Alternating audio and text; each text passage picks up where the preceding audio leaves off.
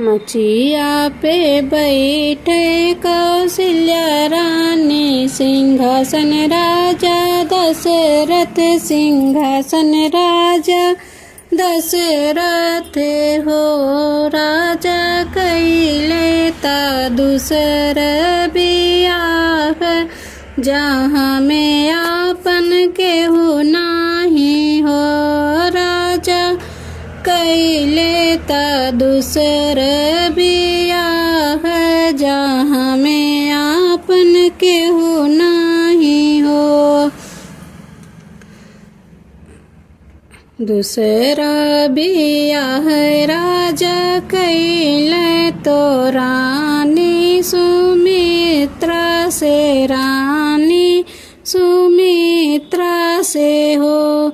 रारे भैले अवधपुर में सोर, दुनहु रानी बाजिन, दुनहु रानी बाजिन हो।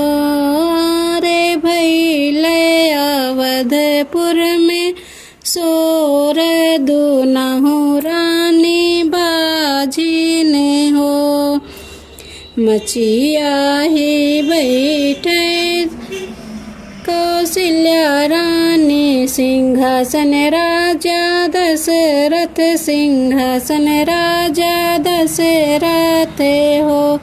राजा कैले ता तीसर बियाह, जहाँ में आपन केहू नाही हो।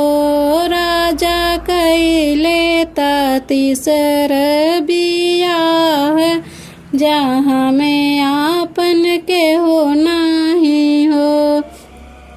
तीसर बियाह राजा कैले तो रानी सुमित्रा से, रानी सुमित्रा से हो।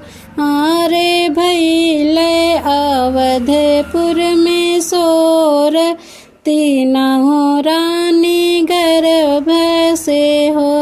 अरे भैले अवधपुर में सोर, तीनों रानी गर्भ से हो। कौशल्या के जन्म है राम, सुमित्रा बाबू लक्ष्मण, सुमित्रा बाबू लक्ष्मण हो।